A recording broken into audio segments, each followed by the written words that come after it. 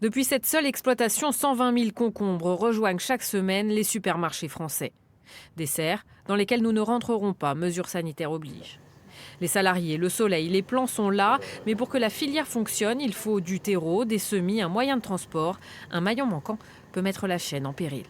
On est comme tout le monde, hein, on a peu d'informations, on écoute ce qui se passe à la radio, on entend que ça commence à être difficile pour certains transporteurs, donc automatiquement on a une crainte que ça se répercute sur nous. Mais pour l'instant, je vous dis, il y a une très grosse solidarité aussi bien du personnel de production que du personnel de transport, que du personnel de distribution. Autre interrogation, la main-d'œuvre. Les beaux jours arrivent, des milliers de saisonniers sont habituellement recrutés pour la récolte. Les légumes frais ne supportent pas le confinement. On a besoin chaque année de renforts au niveau des équipes et il faut que ces renforts potentiels d'abord soient en bonne santé, puissent se déplacer, puissent être disponibles, puissent venir parfois d'autres régions, voire d'autres pays.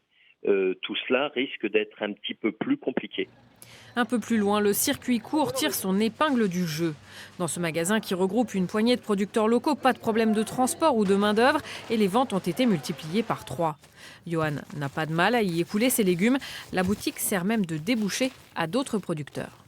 Il y a des maraîchers qui sont autour de nous, en fait, qui faisaient des marchés, qui se retrouvent avec des marchés qui sont fermés dans les petits bourgs. Et eux, ils se retrouvent avec des stocks de légumes, par contre, qui sont encore invendus. Et donc, ça va nous permettre de travailler avec eux et de prolonger un peu la période creuse. On va pouvoir aller jusqu'à, je pense, troisième semaine d'avril, fin avril. On va pouvoir fournir en légumes. Alors pour répondre à la demande, les petites exploitations doivent-elles produire plus? À quoi s'attendre dans les grosses? Partout, la même question. Combien de temps va durer la crise du coronavirus?